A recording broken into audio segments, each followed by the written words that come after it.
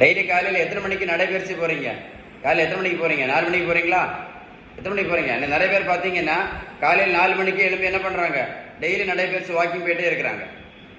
காலையில் 4 மணிக்கு எழும்பி நடைபயிற்சி பண்ணுறது கரெக்டாக தப்பா? சொல்லுங்கள், நீங்களே சொல்லுங்கள். காலையில் 4 மணிக்கு எழும்பி நடைபயிற்சி போகிறது கரெக்டாக தப்பா?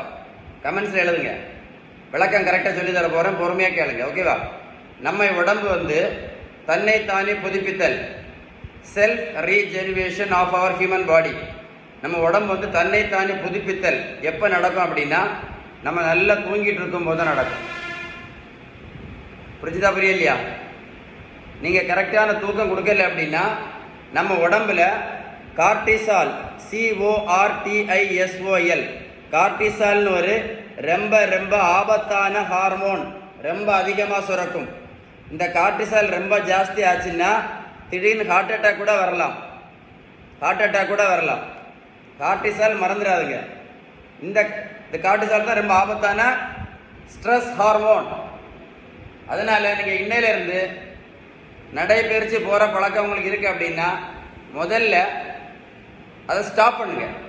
காலையில் 4 மணிக்கு எழுப்பி நடைபயிற்சி பண்ணுறது முதல்ல ஸ்டாப் பண்ணுங்க. Stop it today itself. நீங்கள் 6 மணி வரைக்கும், அட்லீஸ்ட் 6 AM, காலையில் 6 மணி வரைக்கும் நல்லா தூங்குங்க. முதல்ல தூங்கிட்டு அப்புறமா எழும்பி டெய்லி நடைபயிற்சி பண்ணுங்க. இந்த வீடியோ நீங்கள் ஒரு கூட போட்டு கேளுங்க. நான் சொன்ன விஷயம் உங்களுக்கு கரெக்டாக புரியும். இந்த இன்ஃபர்மேஷன் உண்மையில யூஸ்ஃபுல்லாக இருந்துச்சுன்னா நடைபயிற்சி டெய்லி காலையில் போகிறாங்க இல்லை, எல்லாரும் போவாங்க, ஷேர் பண்ணுங்க. அவ்வளோ எனக்கு யூஸ்ஃபுல்லாக இருக்கும், வேர்ல்டுக்கே யூஸ்ஃபுல்லாக இருக்கும். கார்டிசால் மறந்துடாதுங்க. இந்த தம்பியை பாருங்க, 70 கிலோ வெயிட் குறைச்சிருக்கேன். 140 70 கிலோ. கொஞ்சம் ப்ரோட்டீன் பவுடர் சாப்பிட்டா 70 கிலோ வெயிட் குறையுமா? கொஞ்சம் ஜூஸ் குடிச்ச உடனே 70 கிலோ வெயிட் குறையுமா? 1 கிலோமீட்டர் நடைபயிற்சி மட்டும் பண்ணுனா 70 கிலோ வெயிட் குறைஞ்சிருமா? சொல்லுங்க. என்ன பண்ணணும் வெயிட் குறைக்கணும்? அப்போ பேலன்ஸ்டு டயட்.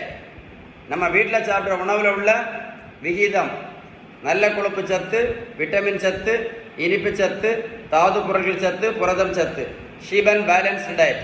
நம்ம வீட்டில் சாப்பிட்ற உணவுல விகிதம் கரெக்டாக இருந்தால் மட்டும்தான் வெயிட் குறைக்க முடியும். பேலன்ஸ் டயட் நீங்கள் எடுக்கலை அப்படின்னா இந்த இன்சுலின் ரெசிஸ்டன்ஸ் கண்டிப்பாக சரியாகாது. இந்த இன்சுலின் ரெசிஸ்டன்ஸ் சரியாகலை அப்படின்னா வெயிட்டு கண்டிப்பாக